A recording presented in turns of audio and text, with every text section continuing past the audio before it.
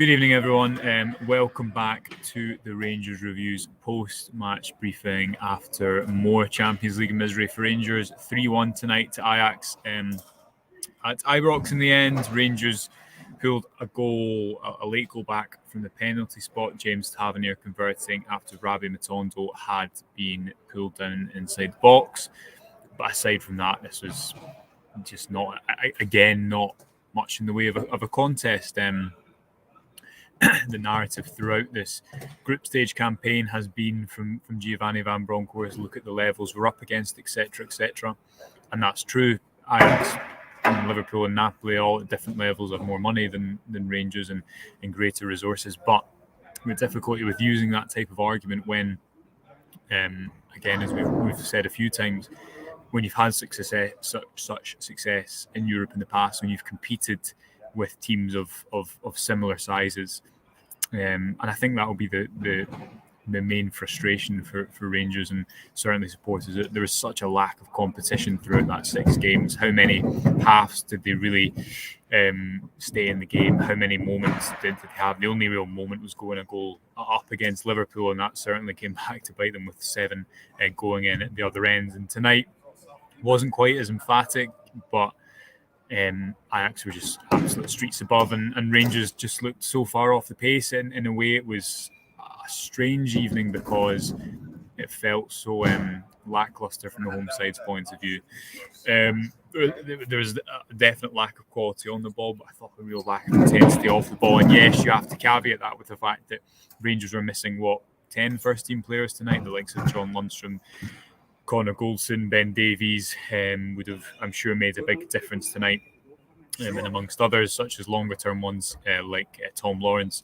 But this isn't a trend. This isn't a type of game that is isolated to tonight. Rangers have struggled to compete, to establish themselves in these games, to progress the ball through midfield, to press high, to work as a compact unit. They've struggled to do that, I think, throughout this whole group stage, in my opinion, even when they have had a stronger collective team. And in the end, they have now finished the group with the worst ever Champions League record, which I think tells you everything, from the highs of Eindhoven, from the anticipation of Eindhoven to the reality of matchday 6 against Ajax, where the only moment that was there tonight was when James Tavernier put that penalty away. It looked as though for a minute that Rangers might be able to mount something of a comeback. In the end, it wasn't even a minute because Ajax went up the other end and put a third in to put the game beyond doubt. So do get your comments and let me know what you thought of the game. Obviously, we'll be live tomorrow morning as well at 9:30, myself and Derek. But just thought we'd give some immediate post-match reaction, as we always do after that game. Jack says there's a lack of quality tonight, but we could have had more of a go at them. Yeah, I think on that, Jack, Rangers, we're used to seeing this man-for-man system, which has its benefits. I think this season that you've seen more of its restraints because it doesn't allow you to press. It doesn't allow you to press in numbers around the ball in the same way, as my opinion, and it can see you pulled out of position too often by opposition movement, which I think has happened a lot to Rangers this season. Tonight, what stuck out to me was Rangers didn't go man-man all over the pitch, which is understandable against a team of Ajax's quality, but in doing that by staying 2v, Ajax always had the free man because, if you take that 2v1 that Rangers have at centre-back with their forwards all over the rest of the pitch, Ajax were able to create an overload, and that just meant that Rangers were not able to press them at all. And when they did try to press them, they were played through. So I think that all culminated to Rangers not really having a goal, as Jack alludes to there. Stuart says, Gus, is a lack of belief and intensity after Saturday. This is a 1 step forward, 2 step back situation. Yeah, it's a great point, Stuart. It's what we spoke about before the game. Rangers needed to have a performance that didn't puncture the momentum they were able to build on Saturday against Aberdeen, because let's not forget, and I don't think it's papering over the cracks, looking back on hindsight and saying, maybe positive comments about that game was doing just that. It showed that this team can play with intensity on and off the ball, and they can create chances at home, and they can play on the front foot. To create over 6 expected goals at home is an impressive achievement in the league. Tonight was very far from that, and you're right to point out the fact, Stuart, that if Rangers now go and don't put on a good performance against St Johnstone. Yes, it's only 3 games to the break. Yes, Rangers have big injury issues, but it's the consistency of performances and themes that people can see and buy into that are really important. And nights like tonight don't help, because for the result, for the disparity in level, as the manager wants to continue to go on about, what is the mood in the dressing room? What's the message before the game? Is it, don't worry, lads, the level between these two sides is such? I don't think it is. So then I don't think it's helpful to always go and repeat that after the game. Rather, I think a message that it would perhaps be better from the manager would be along the lines of, we've not been good enough and we need to accept that, I guess, and always looking to other situations. He's maybe trying to protect his players a bit, but I think people would rather authenticity in that situation. That's just my point of view. Mark says, hard to blame Giovanni with the players that we had. We'll just get through some more of the comments in here. 2 seconds. David says we just need to concentrate on domestic football. It's the only option now, David, isn't it? It's the first time that Rangers haven't had European football after Christmas since, what would it be? Was it Gerrard's first season? I think it would be Gerrard's first season. Correct me if I'm wrong. Obviously, they had Braga and then Leverkusen.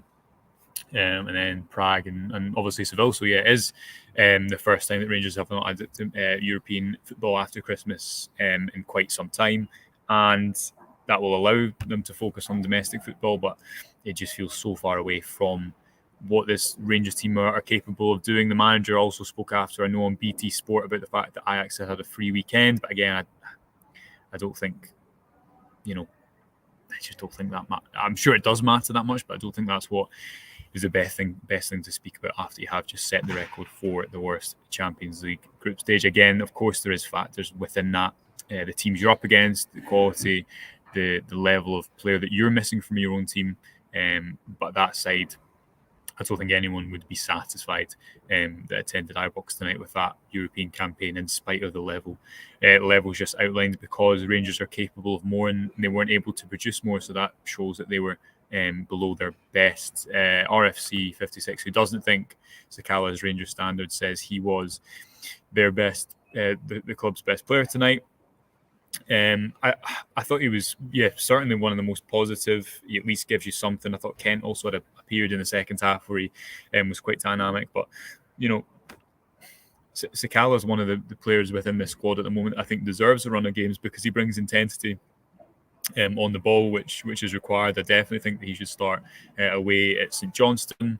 I certainly don't think he's one of the main problems at all in this team. And yes, he lacks a bit of composure, but I thought there was other areas that were more glaringly lacking in quality than that tonight. We'll just get through a couple more comments. Again, it's funny, I remember that game in Eindhoven, and when Rangers were good here, but so good over in Eindhoven, and PSV aren't worlds away from Ajax. They're playing them at the weekend. It'll be interesting to see what the result is there.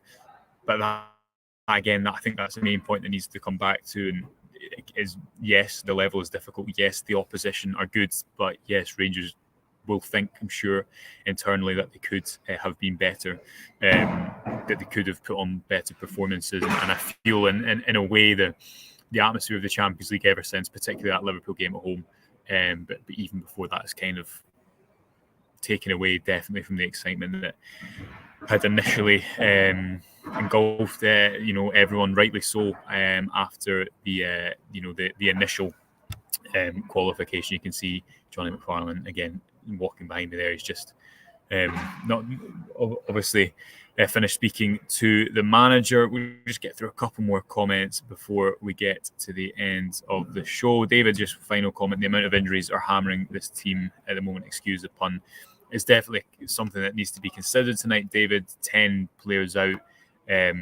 would make it, I think, difficult regardless of the opposition. I thought particularly in midfield, Rangers looked pretty light this evening. Glenn Kamara obviously came on later in the game, but up until that point, I don't think Rangers had much to be able to compete with Ajax in there, and they were constantly played through. Their shape was pulled apart, so I think a difficult night all round. We'll be back tomorrow morning to look ahead. To look back at the game, look ahead to the weekend's game. Myself and Derek will be live at 9:30 over the YouTube on our YouTube channel. So if you hit the subscribe and notification bell, you'll get notified when that happens. We'll of course have all the coverage looking back at why this has been such a bad Champions League group stage, what Rangers need to do in January, analysing the manager's comments, trying to make sense of the situation. So do join us over on the website, just £1 for 2 months at the moment, as you can see on the ticker below. Until then, thanks very much for joining me, and we'll speak to you tomorrow morning.